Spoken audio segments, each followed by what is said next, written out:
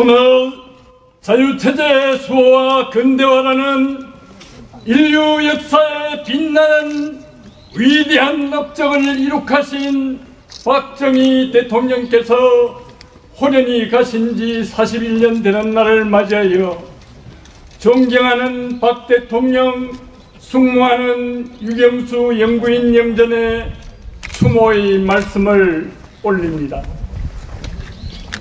저는 철부지 초등학생으로서 4.19와 5.16을 겪었고 재근재근 격려하면서 중학교를 다녔습니다.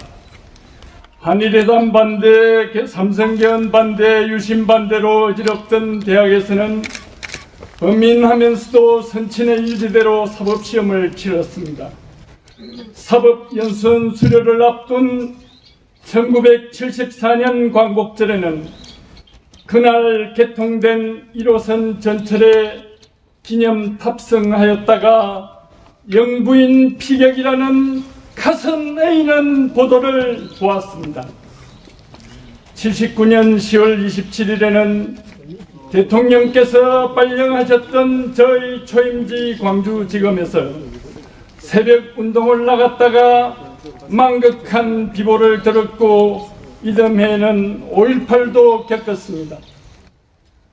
81년 서울지검 공안부에서 학생 시위사건 처리 문제로 사임한 뒤 대학에서 법학과 법철학을 가르쳤고 근자에는 헌법을 생각하는 변호사 모임 대표로서 대한민국의 근본 질서인 자유민주주의와 자유시장경제 수호 활동을 하고 있습니다. 요즘 아테스형, 소크라테스형 세상이 왜 이래? 왜 이렇게 힘들어? 라는 노래가 충격을 주고 있습니다. 대통령께서 해결하신 보릿고개가 다시 생긴 것이 아닙니다. 의식주는 세계 수준이고 어렵게 건설하셨던 고속도로가 곳곳에 있으며 고급차들도 질비합니다. 77년 100억 불을 달성하셨던 수출은 6천억을 넘어 세계 7위에 이르렀고 68년 대통령께서 시동 거셨던 전자제품은 세계 시장을 주도하고 있습니다. 그런데도 일가족 동반 자살 등 많은 사람이 자살하고 있고 대학생들은 취직을 못해 졸업을 몇 년씩이나 미루고 있으며 출산율은 1명도 되지 않습니다. 촉은 목피로 연명하던 어려운 시절에 대통령께서 심어주셨던 희망과 진처의 기상은 사라져버렸고 거짓과 중상모략, 증오와 불편, 불만이 넘치고 있습니다. 그 까닭은 대한민국은 미국의 식민지고 태어나서는 안 될 국가였다. 역대 정권은 괴뢰 정권이다. 따위 터무니없는 역사인식으로 사회주의 혁명을 선동하는 세력이 권력 탈취를 위하여 수단 방법을 가리지 않고 있기 때문입니다. 저들은 버젓이 교육부 고시란 것을 만들어서 4.19, 5.18, 6.29만 민주주의 역사라고 가르치고 1948년 자유민주주의 건국, 6.25 국제공산침략 분쇄와 자유체제 수호, 5.16 후 일제법제를 청산하고 1.1 청와대 습격, 울진 삼척 침투 등 공산 세력의 집요한 침략을 이겨내면서 중화학고공과 원자력 발전까지 달성시킴으로써 자유민주주의 토대를 구축한 것 등 대한민국의 진정한 역사는 교과서에서 배제하여 가르치지도 못하게 함으로써 6.29 전에는 반민주적 포갑만 있었고 6.25는 민족 해방전쟁이었던 것처럼 날조된 역사교육을 하고 있고 왜곡된 성교육, 사회교육, 종교교육 등 온갖 방법으로 청소년들을 오도하고 있습니다. 또한 나는 부자들을 증오하고 저주하고 골려주고 때려 눕혀 시궁창에 쑤셔 박아넣기 위해 존재하오 따위 극악한 글이나 쓴 자에게 대학 기념호를 만들었고 야당도 이들의 비를 맞추기에 급급합니다.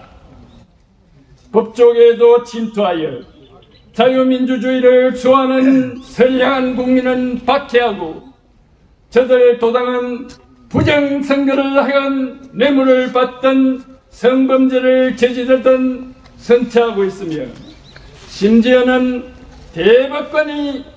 대법원 판결문에 다수 의견은 법을 해석하지 않고 스스로 법을 창조하고 있다고 쓰는 지경에 이르렀습니다.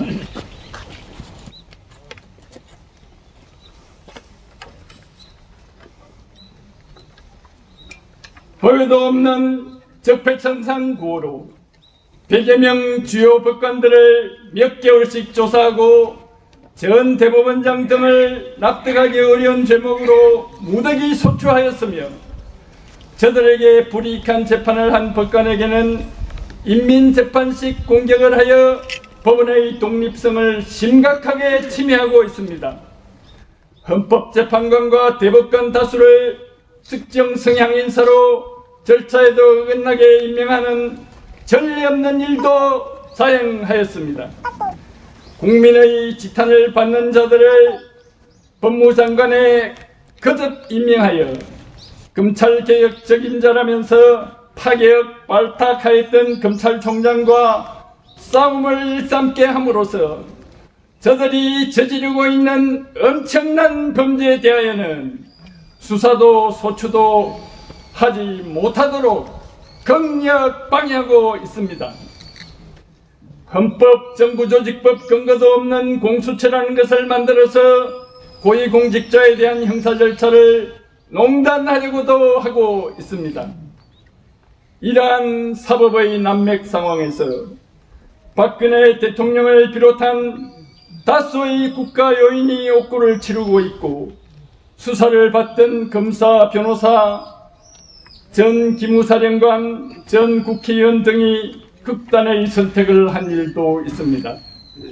박근혜 대통령에 대해서는 수십만 쪽의 방만한 수사 기록을 제출하고는 구속 상태에서 주 3회 재판을 강행하여 방어권을 박탈하였고 무죄 추정, 불구속 수사, 강제처분, 엄격주의, 증거재판주의 등 형사법 기본 원칙도 파괴하였습니다.